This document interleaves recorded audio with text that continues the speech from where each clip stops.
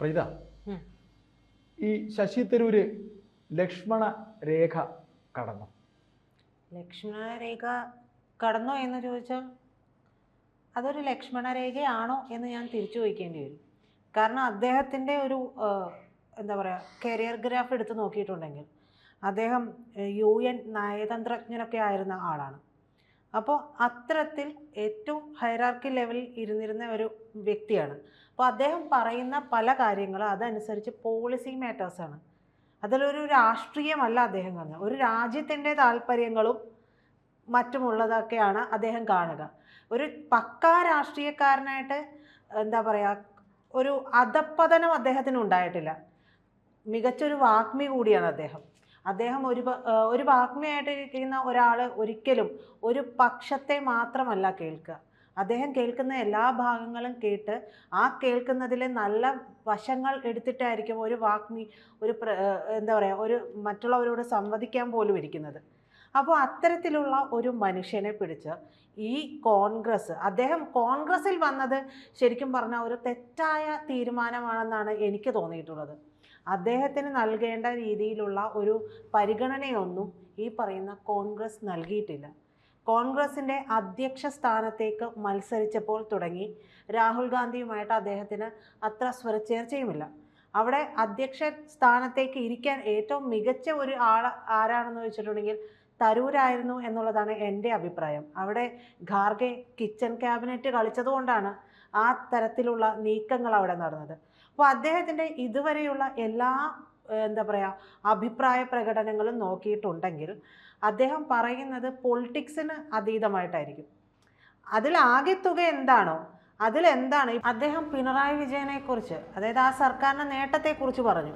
അപ്പോൾ അദ്ദേഹത്തെ ഇവരെല്ലാവരും CPM-കാരെല്ലാവരും വാഴ്ത്തിപ്പാടി. അതിനുശേഷം അദ്ദേഹത്തിന് താക്കീതും കിട്ടി. അതിനേക്കാൾ ഉപരി അദ്ദേഹത്തിന് അതിൻ്റെ കൃത്യമായ ഡാറ്റ കിട്ടിയപ്പോൾ അദ്ദേഹം അത് തിരുത്തി പറഞ്ഞു. അതോടുകൂടി CPM-ന് വീണ്ടും കണ്ണിലെ കരടായി. അപ്പോൾ മോദിയെ പറ്റിയിട്ട് ഇത് ആദ്യമായിട്ടല്ല. മോദിയെ പറ്റി എന്ന് പറയുമ്പോൾ അദ്ദേഹം മോദി എന്ന വ്യക്തിയെ പറ്റി മാത്രമല്ല പറയുന്നത്, അതൊരു രാജ്യ താല്പര്യമാണ് പറയുന്നത്. അദ്ദേഹം ഇരുന്നിരുന്ന പൊസിഷനുകൾ വെച്ചിട്ടും പറയാൻ വിട്ടുപോയ മറ്റൊരു കാര്യമാണ്, എല്ലാവർക്കും അറിയുന്നതാണ്. ഐക്യരാഷ്ട്രസഭയിൽ വാർത്താവിനിമയവും പബ്ലിക് ഇൻഫർമേഷനും കൈകാര്യം ചെയ്യുന്ന അണ്ടർ സെക്രട്ടറി ജനറലായിട്ടൊക്കെ അദ്ദേഹം പ്രവർത്തിച്ചിരുന്ന ഒരാളാണ്. വിദേശകാര്യ സഹമന്ത്രിയായിരുന്ന ഒരാളാണ്. അപ്പോൾ അദ്ദേഹത്തിൻ്റെ പോളിസി മാറ്റേഴ്സ് എപ്പോഴും ഇത്തരത്തിൽ ഇതുമായിട്ടൊക്കെ രാജ്യ താല്പര്യവുമായി ബന്ധപ്പെട്ട് കിടക്കുന്നത്. അത് ഒരിക്കലും കോൺഗ്രസ് എന്ന് പറയുന്ന പാർട്ടിയിലെ കിച്ചൺ ക്യാബിനറ്റുമായിട്ട് ബന്ധപ്പെട്ട് മാത്രം ഒരിക്കലും അഭിപ്രായം പറയാൻ തരൂർ എന്ന് പറയുന്ന വ്യക്തിക്ക് കഴിയില്ല. നേതാവിന് കഴിയില്ല. മാത്രമല്ല തരൂരിനെ ഈ പറയുന്ന കോൺഗ്രസ് കൃത്യമായിട്ട് ഉപയോഗിച്ചിട്ടുമില്ല. അദ്ദേഹത്തിൻ്റെ ഈ പറയുന്ന അദ്ദേഹം വരുന്ന പൊസിഷനുകളൊക്കെ വെച്ച് നോക്കുമ്പോൾ അദ്ദേഹത്തിന് ഇനിയും വിദേശകാര്യ മന്ത്രിയായിക്കൂടാ എന്നൊന്നും പറയാൻ പറ്റില്ല. അദ്ദേഹത്തിന് വേണ്ടപ്പെട്ട അത്തരത്തിലുള്ളൊരു സീറ്റ് നൽകണമെന്നുണ്ടെങ്കിൽ അദ്ദേഹം പാർട്ടിയിൽ നിന്ന് പുറത്തു വരേണ്ടതുണ്ട്, കോൺഗ്രസിൽ നിന്ന് പുറത്തു വരേണ്ടതുണ്ട്. അപ്പോൾ കോൺഗ്രസിൽ നിന്ന് പുറത്തു വരണമെന്നുണ്ടെങ്കിൽ അദ്ദേഹത്തിൻ്റെ ഒരു രീതി അനുസരിച്ച് അദ്ദേഹത്തെ ഈ തരത്തിൽ പോവുകയാണെങ്കിൽ അധികം വൈകാതെ കോൺഗ്രസിനുള്ളിലെ പടലപ്പിണക്കങ്ങൾ ഒക്കെ ഉണ്ടാവുകയും അദ്ദേഹത്തെ പുറത്താക്കുകയും ചെയ്യുന്ന സാഹചര്യം ഉണ്ടാവും. ഇപ്പം ഈ ഒരു സാഹചര്യത്തിൽ പോലും പാകിസ്ഥാനെതിരായ നടപടിയിൽ ചോദ്യങ്ങൾ ബാക്കിയെന്നാണ് കോൺഗ്രസ് പറഞ്ഞിട്ടുള്ളത്. അവിടെയാണ് അദ്ദേഹം 71-ലെ സാഹചര്യത്തെയും ഇപ്പോഴത്തെ സാഹചര്യത്തെയും തമ്മിൽ താരതമ്യം ചെയ്ത് കൃത്യമായ ഒരു അനലൈസ് ചെയ്തിട്ട് കാര്യങ്ങൾ വിശദീകരിച്ചിട്ടുള്ളത്. ആ കാര്യകാരണ വിശദീകരണത്തിൽ എന്തെങ്കിലും ഒരു തെറ്റുണ്ട് എന്നുള്ളത് എൻ്റെ ഒരു അഭിപ്രായത്തിൽ എനിക്ക് തോന്നിയിട്ടില്ല. അപ്പോൾ എനിക്ക് തോന്നുന്നത് അദ്ദേഹത്തെ പാർട്ടിയിൽ നിന്ന് അധികം വൈകാതെ പുറത്താക്കുകയാണെങ്കിൽ അദ്ദേഹത്തിന് മറ്റൊരു വാതിലിലേക്ക് കയറാൻ എളുപ്പ വഴിയാകും എന്നുള്ളതാണ് എനിക്ക് തോന്നിയത്. പ്രജിത പറഞ്ഞ രണ്ട് കാര്യങ്ങൾ ഞാൻ ഖണ്ഡിക്കുന്നു. ഒന്ന്, ശശി തരൂർ എന്ന രാഷ്ട്രീയക്കാരൻ ഒരു പക്ക രാഷ്ട്രീയക്കാരൻ അല്ല, അങ്ങനത്തെ ആളല്ല, അദ്ദേഹം നയതന്ത്രജ്ഞനാണ് എന്നൊക്കെ പറഞ്ഞു.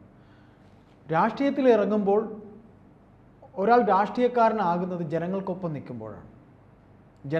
നിൽക്കുമ്പോഴാണ്. ജനപ്രിയനായ ഒരു നേതാവ് എന്ന് പറഞ്ഞാൽ ജനങ്ങൾക്കൊപ്പം നിൽക്കുന്നതാണ്. അവിടെ അദ്ദേഹം പരാജയമാണ്, അദ്ദേഹത്തിൻ്റെ മെരിറ്റല്ല. അദ്ദേഹത്തിൻ്റെ മെരിറ്റ് പ്രജിത പറഞ്ഞ മെരിറ്റാണ്. അവിടെയാണ് ഈ സാധാരണ കോൺഗ്രസ് പ്രവർത്തകർ, അതായത് പ്രജിതയ്ക്ക് ഒരു ചെറിയ ഹിസ്റ്ററി കൂടെ ഞാൻ പറഞ്ഞുതരാം. അതായത് തിരുവനന്തപുരത്ത് ഇദ്ദേഹം മത്സരിക്കുന്നത് ഒരു ലോകമുഖം എന്ന രീതിയിലാണ് അദ്ദേഹം മത്സരിക്കുന്നത്.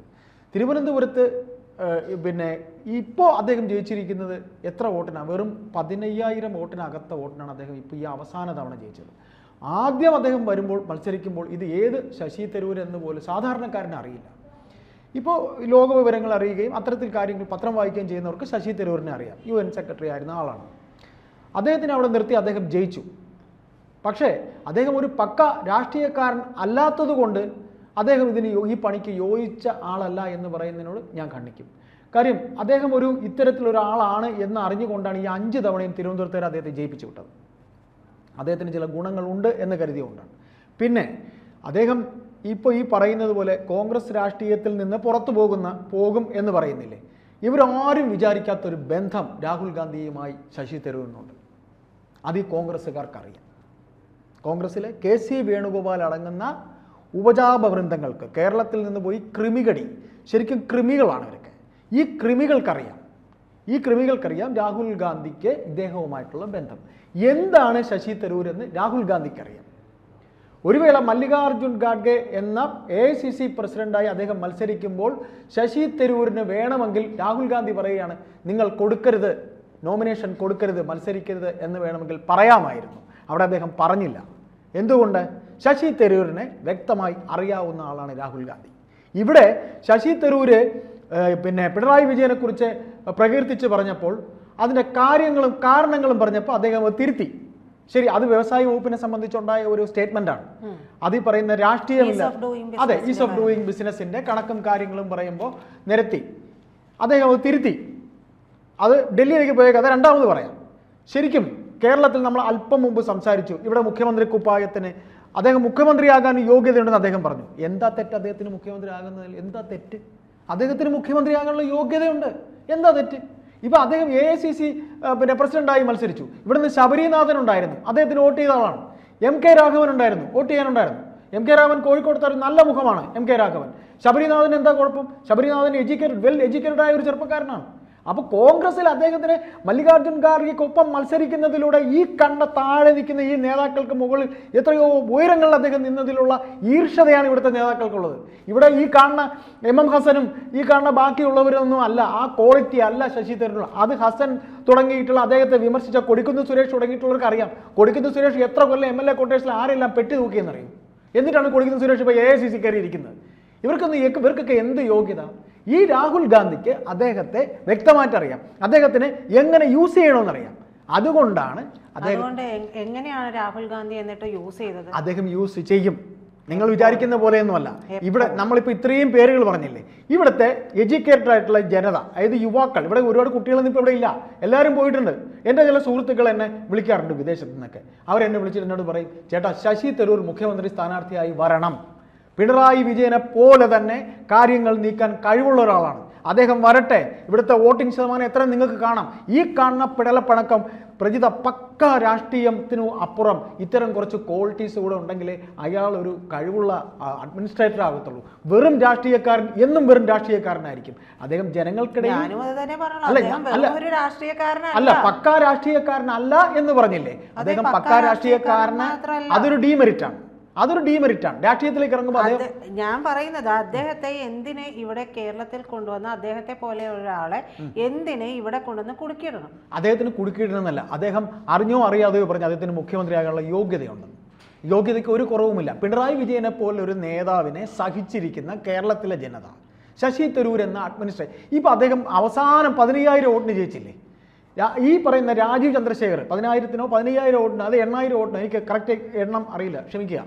ഈ രാജീവ് ചന്ദ്രശേഖർ എന്ന് പറയുന്ന വ്യക്തിയെയും ആർക്കും അറിയില്ലായിരുന്നു. അദ്ദേഹവും ഒരു മികവാർന്ന ഒരു ഇദ്ദേഹത്തെ പോലെ തന്നെ ടാലന്റഡാണ് അദ്ദേഹം. അദ്ദേഹം വന്ന് സാധാരണ ഓട്ടോറിക്ഷക്കാർക്കൊന്നും അറിയില്ല അദ്ദേഹത്തിന്. അദ്ദേഹം വർക്ക് ചെയ്തു. ഈ ജയിച്ച 8,000 വോട്ട് തിരുവനന്തപുരത്ത് കോസ്റ്റൽ ഏരിയയിൽ കോൺഗ്രസിനെ കുത്തുള്ളൂ എന്ന് കരുതുന്ന ഒരു കൂട്ടം ജനങ്ങളെ, ഈ പറയുന്ന ലത്തീൻ സമുദായത്തിലെയും അവിടെയുള്ള സാധാരണ ആൾക്കാരുടെ വോട്ടിനാണ് ജയിച്ചത്. അപ്പോൾ അവിടെയും അദ്ദേഹം ജയിച്ചു വന്നു, അവസാന നിമിഷം കൊണ്ട് ജയിച്ചു. ഈ കോൺഗ്രസ്സുകാർ തന്നെയാണ് തിരിച്ച് കുത്തിയിട്ടുള്ളത്. ഈ കോൺഗ്രസ്സുകാർ, ഈ ലോക്കൽ കോൺഗ്രസ്സുകാർ. ഇവരുടെ ഇത്തരം കള്ളത്തരങ്ങളോ ഈ കാര്യങ്ങളോ ഒന്നും നടക്കില്ല. ഇവർ ഈ കാണിക്കുന്ന ലോക്കൽ കളി, ഈ വി.ഡി. സതീശനായിരുന്നാലും ഈ പറയുന്ന എം.എം. ഹസൻ ആയാലും കൊടിക്കുന്ന് സുരേഷ് ആയാലും രമേശ് ചെന്നിത്തല ആയാലും ഈ കാണുന്ന നേതാക്കൾ, അവർക്ക് കെ.സി. വേണുഗോപാൽ ആയാലും, കെ.സി. വേണുഗോപാൽ കൂടെ AICCയിൽ ഉള്ളപ്പോഴാണ് അദ്ദേഹത്തിനോട് വിശദീകരണം ചോദിക്കാനായി ഈ രാഹുൽ ഗാന്ധി വിളിച്ചത്. അത് നിങ്ങൾക്കറിയാമല്ലോ. ഇവിടുന്ന് അദ്ദേഹം രാഹുൽ ഗാന്ധിയെ കാണാൻ പോയി. ഈ കണ്ട എല്ലാവരെയും പുറത്തിറക്കിയിട്ട് കെ.സി. വേണുഗോപാൽ കൂടെ ഇടിച്ച് കയറാൻ നോക്കി. ആരുടെ കൂടെ? ഈ പറയുന്ന ശശി തരൂരിനെ കാണാൻ. ശശി തരൂർ രാഹുൽ ഗാന്ധിയെ കാണാൻ പോകുമ്പോൾ രാഹുൽ ഗാന്ധി സ്നേഹത്തോടെ ഒന്ന് കെ.സി. പുറത്ത് നിൽക്കുക, എനിക്ക് സംസാരിക്കുള്ളൂ, ഞാൻ അദ്ദേഹത്തോട് സംസാരിക്കട്ടെ എന്ന് പറഞ്ഞു. അങ്ങനെ കെ.സിയെ പുറത്ത് നിർത്തിയിട്ട് രാഹുൽ അദ്ദേഹത്തോട് സംസാരിക്കണം എന്നുണ്ടെങ്കിൽ AICC പ്രസിഡന്റായി മല്ലികാർജ്ജുൻ ഖാർഗെ നോമിനേഷൻ കൊടുക്കുമ്പോൾ ശശി തരൂർ നോമിനേഷൻ കൊടുക്കട്ടെ എന്നൊരു മൗനാനുവാദം ഈ പറയുന്ന രാഹുൽ ഗാന്ധി കൊടുക്കാതെ ശശി തരൂർ ചെയ്യില്ല. ശശി തരൂർ നിവർത്തികേടാണെന്ന് നിങ്ങൾ ധരിച്ചോളൂ. പക്ഷേ എനിക്കിതിൽ പറയാനുള്ളത്, ശശി തരൂർ ഒരു കഴിവുള്ള വ്യക്തിയാണ്. ശശി തരൂർ എന്ന രാഷ്ട്രീയക്കാരൻ ചിലപ്പോൾ തോളി കൈയിട്ട് ആൾക്കാരോട് നമുക്കൊരു പക്കാ രാഷ്ട്രീയക്കാരനെതിൽ അദ്ദേഹം തോൽവി എന്ന് തോന്നുമായിരിക്കാം. പക്ഷേ ഇവരെക്കാളും മെറിറ്റുള്ള ഒരു വ്യക്തിയാണ് എന്ന് രാഹുൽ ഗാന്ധി മനസ്സിലാക്കുന്നു. ഇപ്പോൾ ഈ കണ്ട വളർപ്പൊടിക്കാരൻ്റെ സ്വപ്നം കാണുന്ന പലരെയും ഞെട്ടിച്ചുകൊണ്ട് ശശി തരൂർ മത്സരിക്കട്ടെ എന്ന് രാഹുൽ ഗാന്ധി ഒരു വാക്ക് പറഞ്ഞാൽ അദ്ദേഹം മത്സരിക്കും. ചിലപ്പോൾ ഇവർ തോൽപ്പിക്കാനായിട്ടുള്ള, ഇപ്പോൾ കെ മുരളീധരനെ വടക്കാഞ്ചേരിയിൽ തോൽപ്പിച്ച മാന്യ ജനങ്ങളിലെ ഇവിടെയുള്ള കോൺഗ്രസ്സുകാർ, അവർ ചിലപ്പോൾ കളിച്ച് തോൽപ്പിക്കും. എന്നാലും രാഹുൽ ഗാന്ധിക്ക് അറിയാം ആരാണ് ശശി തരൂരെന്ന്. രാഹുൽ ഗാന്ധിയെ നിങ്ങൾ എന്തോ കളിയാക്കി പറയില്ല, എന്ത് മോനും പപ്പു മോനെന്ന്. പപ്പു മോൻ, ആ മോൻ, ഈ മോൻ എന്നൊക്കെ എല്ലാവരും കളിയാക്കി പറയും. പക്ഷേ ശശി തരൂരിൻ്റെ സ്റ്റഫ് ഈ പറയുന്ന കോൺഗ്രസ്സുകാർക്കൊക്കെ അറിയാം. ഇവർക്കൊരു 10 വാക്ക് അല്ലെങ്കിൽ 10 വാചകം ഇംഗ്ലീഷിൽ എഴുതാനുള്ള കഴിവ് ഇവർക്കൊക്കെ നമ്മൾ വെല്ലുവിളിക്കുന്നു. ഇംഗ്ലീഷിൽ സ്മൂത്തായിട്ട് ഈ കാണുമ്പം ഷാഫി പറമ്പിൽ പോയി എന്ന് സംസാരിക്കുന്നു. അയാൾ എഡ്യൂക്കേറ്റഡ് ആണ്. ലോകസഭയിൽ എന്ത് ഭംഗിയായി ഇംഗ്ലീഷ് സംസാരിക്കുന്നു. CPM-ലെ ഡബിൾ റഹീം സംസാരിക്കുന്നു, നമ്മൾ കാണുന്നുണ്ട്. അപ്പോൾ ഇത്തരത്തിൽ ടാലൻറ്റഡായ ഒരു വ്യക്തിയാണ് എന്ന് രാഹുൽ ഗാന്ധിക്ക് അറിയാം. രാഹുൽ ഗാന്ധിയുടെ മനസ്സും ഇദ്ദേഹത്തിന് അറിയാം. അതുകൊണ്ട് അദ്ദേഹം കോൺഗ്രസ് വിട്ടൊന്നും പോകില്ല. ഈ കാണുന്ന ലക്ഷ്മണരേഖ കടന്നു എന്ന് പറയുമ്പോഴും അദ്ദേഹത്തിനെ ഇങ്ങനെ കൂടെ നിർത്തും രാഹുൽ ഗാന്ധി എന്ന് തന്നെ ആണ് ഞാൻ വിശ്വസിക്കുന്നത്.